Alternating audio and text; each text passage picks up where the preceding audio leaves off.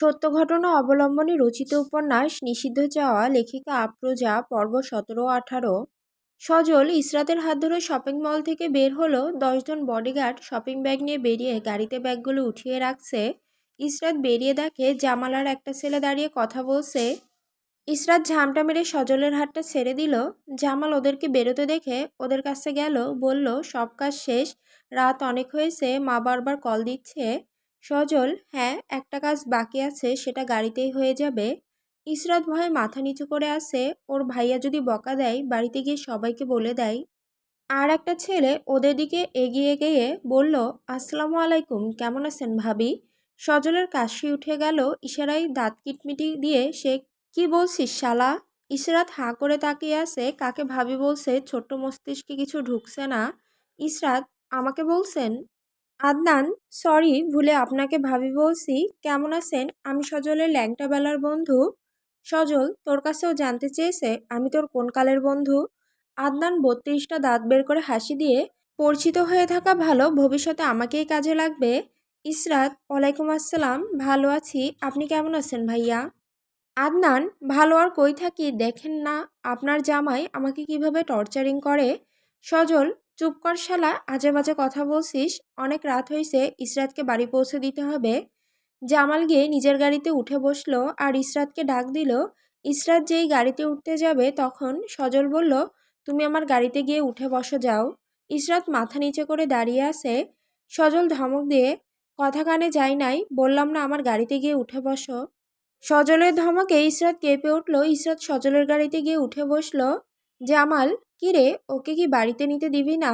মা বারবার কল দিচ্ছে, আমি বলছি ওকে নিয়ে পার্লারে আসছি, ওকে আমার গাড়িতে করে একেবারে বাড়িতে নিয়ে যাই। সজল, তোকে বললাম না আমার একটা কাজ বাকি আছে, গাড়িতেই হয়ে যাবে, মাঝ রাস্তায় নামিয়ে দেব, তখন তোর বোনকে নিয়ে বাড়িতে চলে যাস। আদনান, কি কাজ? আমিও তোর গাড়িতে যাব, দেখি তুই কি কাজ করিস, বলেই মুখ চেপে ধরে হাসি দিল। জামাল, আমিও তোদের সাথে আসি। সজল, আয়, তুইও সাথে আয়, তোর বোন আর দুলাভাই রোম্যান্স করবে, তুই পাশে বসে দেখবি।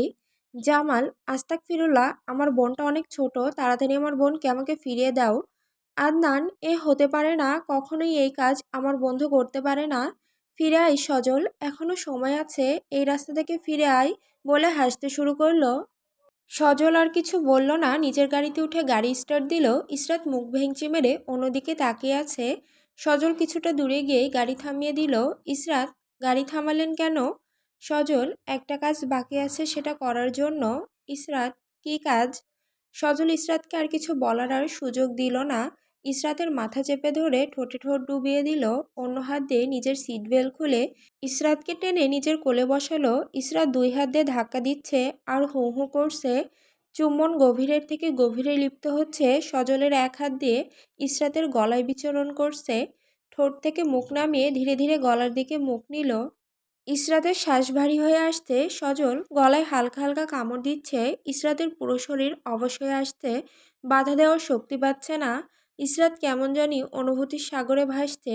সজল ইসরাতের কপালের সাথে কপাল ঠেকিয়ে নাকের সাথে নাক লাগিয়ে জোরে জোরে নিঃশ্বাস নিচ্ছে আর বলতে শুরু করে, কি এমন আছে তোর মাঝে যা আমাকে বেসামাল করে ফেলে? তোকে কাছে পাওয়ার বাসনা জেগে ওঠে, বলে আবার ঠোঁটের সাথে ঠোঁট ডুবিয়ে দিল। 20 মিনিট পরে ছেড়ে দিয়ে ইসরাতকে জড়িয়ে ধরে জোরে জোরে নিঃশ্বাস নিচ্ছে। ইসরাতের হার্টবিট দ্রুত গতিতে চলছে, শ্বাস প্রশ্বাস ভারী হয়ে আসছে, নিঃশ্বাস নিতে কষ্ট হচ্ছে। ইসরাত কাঁপা কাঁপা কণ্ঠে, ছাড়ুন আমাকে, আমার শ্বাস নিতে কষ্ট হচ্ছে। সজল ইসরাতের দিকে তাকিয়ে বলে, তোমার তো নিঃশ্বাস নিতে কষ্ট হচ্ছে, আমার তো এখন তোমাকে ছেড়ে দিতে কষ্ট হবে, বলেই গলায় মুখে আবার চুমু দিতে শুরু করলো। সব জায়গায় চুমুতে ভরিয়ে দিল। সজল কিছুক্ষণ পরে ইসরাতকে ছেড়ে দিয়ে সিটে বসিয়ে দিল। নিজে কিছুক্ষণ মাথাটা সিটের সাথে হেলিয়ে দিয়ে বসে রইল। একটু পরে গাড়ি স্টার্ট দিয়ে ইসরাতকে বলছে, 2 দিন স্কুল বন্ধ থাকবে, 2 দিন আমার বাড়িতে আসার দরকার নাই, আমার কিছু কাজ আছে, কাজগুলো করতে হবে, তোমার সাথে 2 দিন পরে স্কুলে দেখা হবে, এই 2 দিন ঠিক মতো থাকিও, খাবার ওষুধ টাইম টু টাইম খেয়ে নিবা, আর লেট করে গোসল করবা না, 12টা বাজে গোসল করে নিবা। ইসরাত কিছু বলছে না, গাড়ির সিটের সাথে মাথা এলে চোখ বুজে জোরে জোরে শ্বাস নিচ্ছে। সজল কিছুক্ষণ পর গাড়ি থামিয়ে দিল। ইসরাতকে বলল, গাড়ি থেকে নামো, জামাল গাড়ি নিয়ে অপেক্ষা করছে। পরের দিন সকাল 5টা বাজে আজানের আওয়াজে ইসরাতের ঘুম ভাঙল। বিছানা থেকে উঠে ওয়াশরুমে গেল, ফ্রেশ হয়ে অজু করে এসে নামাজ পড়ল।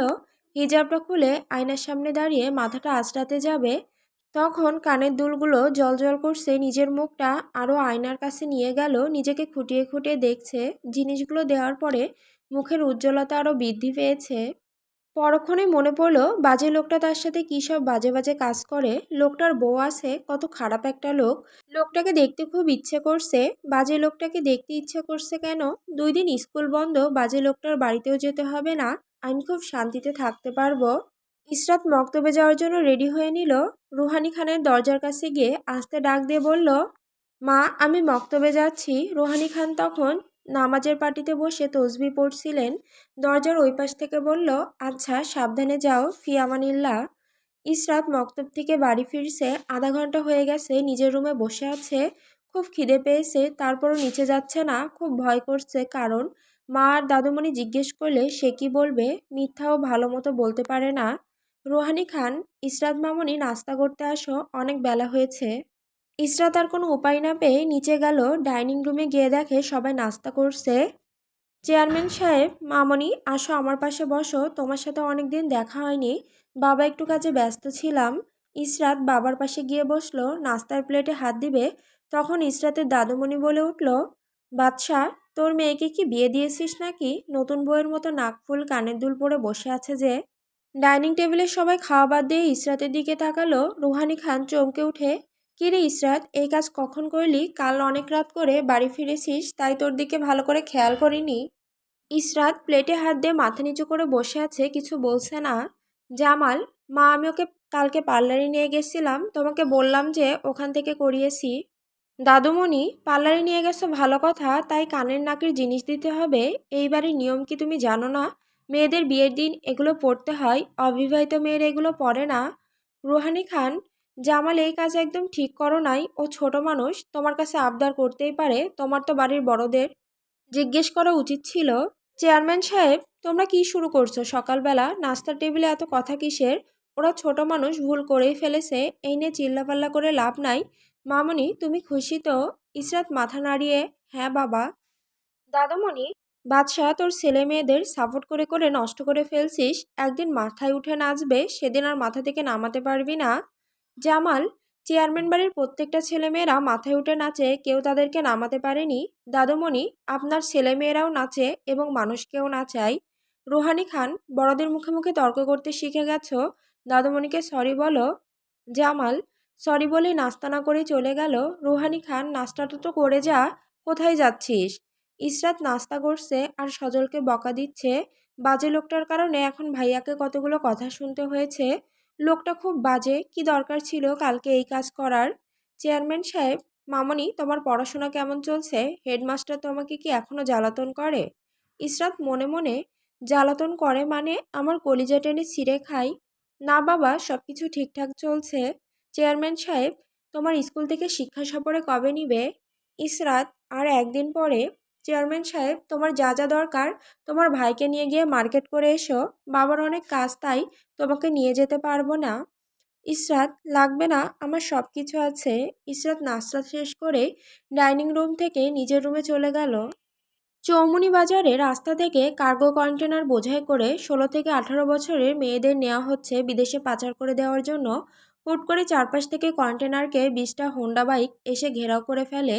কন্টেনার থেকে কিছু গুন্ডা বের হয়ে, কোন খানকির পোলারা রাস্তা আটকে দাঁড়ালো রে? সজল পিছন থেকে লাথি মেরে, আমি তোদের আব্বা লাগি, আমি তোদের রাস্তা আটকে দাঁড়িয়েছি। 2-3 জন গুন্ডা সজলকে মারার জন্য দৌড়ে আসছে। সজলের ছেলেরা তাদেরকে মারা শুরু করলো। কিছুক্ষণ পরে পুলিশ এসে সব গুন্ডাদের ধরে নিয়ে যায়। গাড়ির সব মেয়েদেরকে সজলের ছেলেরা বাড়িতে পৌঁছে দেওয়ার দায়িত্ব নেয়। সজল গুন্ডাদের ভেতরে যে লিডার ছিল তাকে নিয়ে চলে গেল মগবাজার আর্মিনা এলাকার পাগলাগারোতে কারেন্টের শক দেওয়ার জন্য। হাতে মাথায় পায়ে কারেন্টের তার লাগিয়ে চেয়ারের সাথে বেঁধে রাখা হয়েছে।